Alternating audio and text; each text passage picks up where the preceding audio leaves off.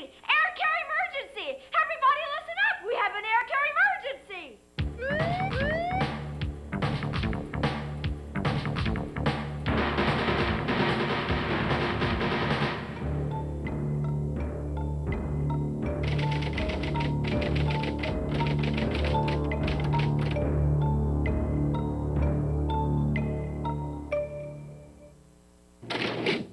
The air around us is important to every living thing on Earth.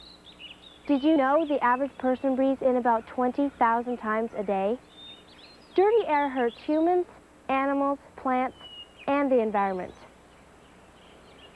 Let me ask you this. Who do you think causes the most air pollution?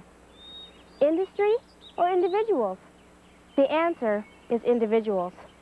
The combination of wood stoves, smoke from outdoor burning, and the exhaust cars give off creates most of our air pollution.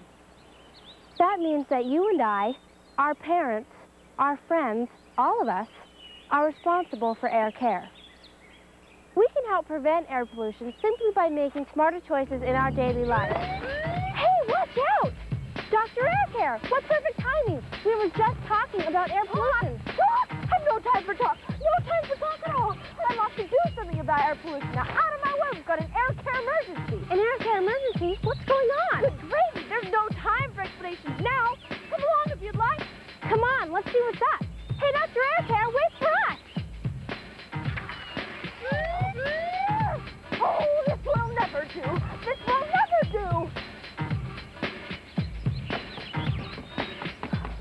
I think I know what's happening.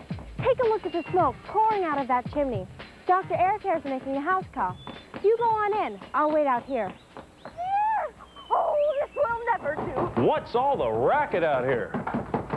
Hello, is there a problem? Dr. Air Care here. Sir, the problem is the fire in your wood stove. May I come in? Sure, Doc, but there's nothing wrong with my wood stove. Your fire is producing way too much smoke. That's air pollution. Too much smoke, huh? Well, of course it's smoking. It's a fire. There's nothing wrong with your stove. It's approved by the Environmental Protection Agency. That's good. Well, we were real careful. We are producing all kinds of air pollution. That's bad. How? I'm going to give you a prescription for clean air. If you follow these steps every time you build a fire, you won't create as much air pollution. The best place to start is with a stove approved by the Environmental Protection Agency. Next, always burn dry, clean wood. Build small fires and make sure to give the fire enough air so it burns hot and clean. And most importantly, check your chimney to make sure it's not smoking. There we go. Now, if you'll just follow these guidelines every time you build a fire, you can decrease the amount of air pollution your stove gives off. Air care emergency! Air care emergency! Out of the way! Out of the way! Air care emergency! Oh, remember what I told you. Uh-oh. Air care emergency! Air care emergency! Everybody watch out! Here she comes again! Out of the way! Out of the way! Air care emergency! Or should I say, there she goes again. Come on, let's go. Hey, Dr. Air Care! Wait up! Oh, this will never do. This will never do. What will never do, Doc? Look at this fire. So much smoke, it's obviously not getting enough air. Burning in barrels is just not a good way to get rid of yard waste.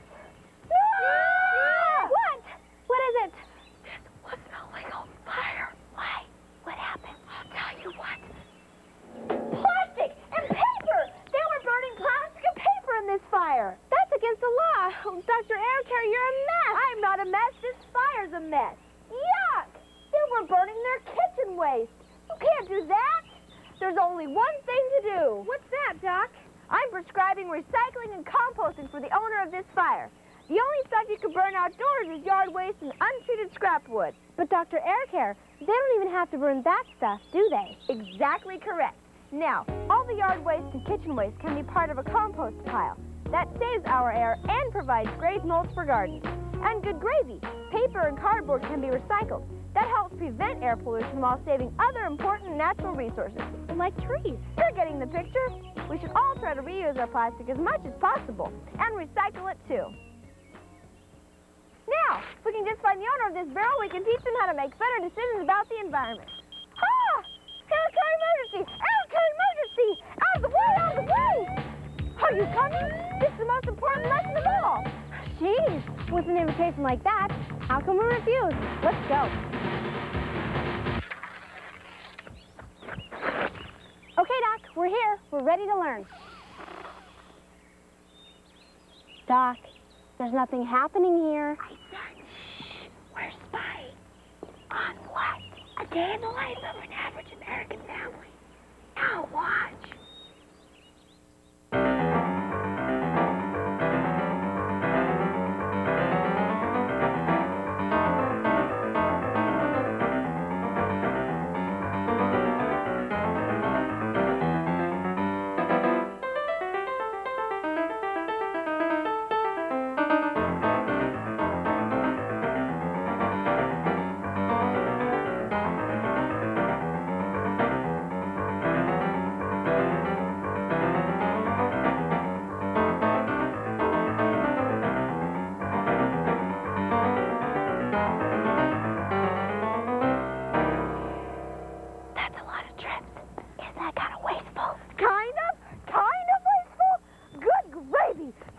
running a temperature you would not believe.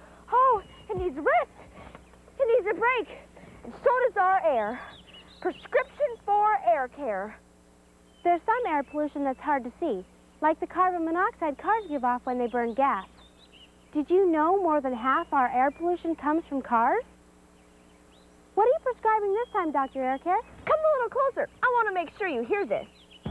There are lots of ways we can take better care of our air when it comes to cars. We can walk, we can ride our bike or skateboard or rollerblade. Then there's carpooling. Oh yes, and don't forget buses. And when you have to use your car, make sure you take care of all your errands in one trip. You save gas, you save money, and you save the quality of the air we all breathe. There we go. Now, if you'll excuse me, I need to give that family a prescription for clean air. Thanks for your help today, Dr. Air Care. Just doing my job. In real life, we don't have air care doctors running around in white coats to save the environment. In real life, we're in charge of air care. We make decisions every single day that affect the quality of the air we breathe. Remember, if you must burn, burn wisely.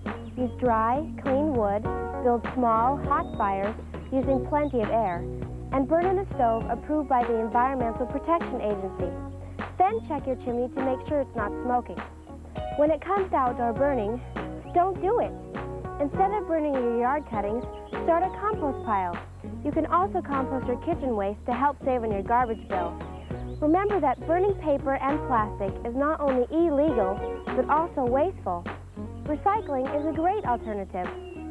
And cars. Sure, we need them, but not all the time. The alternatives are easy and fun.